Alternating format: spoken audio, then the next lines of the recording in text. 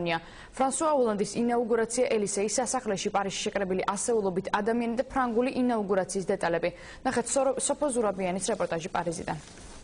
Nommé monsieur Jean-Marc Ayrault, Premier ministre, et il a chargé de former le nouveau gouvernement.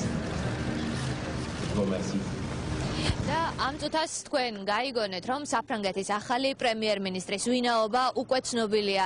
ჟან-მარკ ეღო გახდა საფრანგეთის სოციალისტური მთავრობის პრემიერ-მინისტრი. რა ხდებოდა მთელი დღის განმავლობაში პარიზში, თქვენ ამას ჩვენი სიუჟეტიდან ნახავთ. დღე უკანასკნელი ნიკოლა სარკოზი. დღე პირველი ფრანსუა ოლანდი.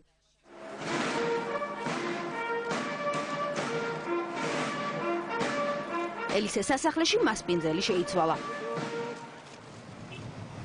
ყველაფერი კი ერთი ჩვეულებრივი კორტეჟით დაიწყო პარიზის სამხრეთ კვარტლიდან, სადაც გაპრეზიდენტებამდე ფრანსუა ოლანდი ნაქირავებს სახლში ცხოვრობდა. ელისეს სასახლემდე ყველა შუქნიშანზე გაჩერდა.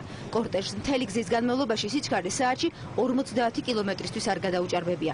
ეს ოლანდის citroenია, ეკონომიური ჰიბრიდული ძრავით, რომელიც დიზელსა და ელექტროენერგიაზე მუშაობს. გაცილებით მოკრძალებული ვიდრე სარკოზის პეჟო. ჯერ კიდევ ელისეს სასახლეში შესვლამდე ამით ახალმა პრეზიდენტმა უსიტყო თქვა, რომ საფრანგეთის სათავეში კანონმორჩილი პრეზიდენტი მოდის, რომელიც რიგითი მოქალაქეებისგან არაფრით განსხვავდება. გრძელი გზა და წითელი ხალიჩა ელისეს სასახლის ეზოში. აქ ყოფილმა და ახალმა პრეზიდენტებმა ადგილები გაცვალეს. პოლიტიკოსებმა ერთმანეთს ხელი ჩამოართვეს. რამდენიმე წუთი ელისეს სასახლის ზღურბლთან ერთად გაატარეს. სამახსოვრო ფოტოები გადაიღეს და ერთმანეთს დაემშვიდობდნენ. თუმცა სანამ გააცილებდა წინამორბედს, ჯერ ტეტ-ა-ტეტ ესაუბრა. სახელმწიფო საიდუმლო საქმეები და ის კეისი გადაიბარა, რომელშიც ბირთვული იარაღის კოდები ინახება.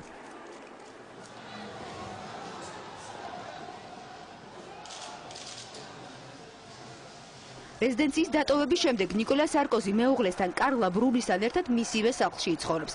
ექს-პრეზიდენტი სიცოცხლის ბოლომდე თვეში 6000 ევროს მიიღებს. ამას საკონსტიტუციო საბჭოს წევრის ხელფასი 11500 евро დაემატება. მომავალი 3 თვის განმავლობაში სარკოზი დასვენებას აპირებს. აი ახალ პრეზიდენტს კი მოვალეობის შესრულება გაპრეზიდენტების პირველივე წუთებიდან მოუწევს.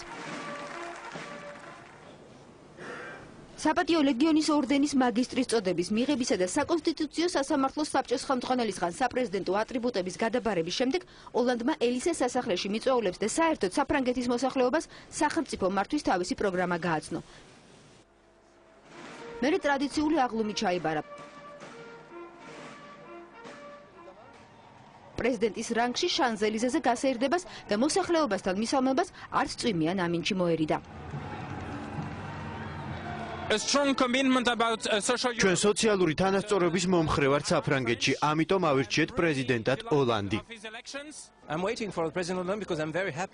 ოლანდი ჩვენი ქვეყნისთვის ახალი შანსი და ახალი იმედია, ამიტომ მასთან შეხვედრას ველოდები აქ დილიდან, მიუხედავად იმისა, რომ მთელი დღე წვიმდა პარიზში. პრეზიდენტობის პირველივე დღეს მას ბერლინში ელოდებიან. ისტორიული კადრი, სარკოზი მიდის, ფრანსუა ოლანდი საფრანგეთის პრეზიდენტი ხდება.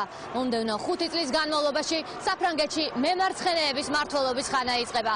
ოლანდს პირველი ვიზიტი გერმანიაში აქვს დაგეგმილი. ის ანგელა მერკელს შეხვდება. ამის შემდეგ ის უკვე ამერიკას ეწევა, დიდი რვიანის შეხვედრას და ჩიკაგოს სამიტს დაესწრება.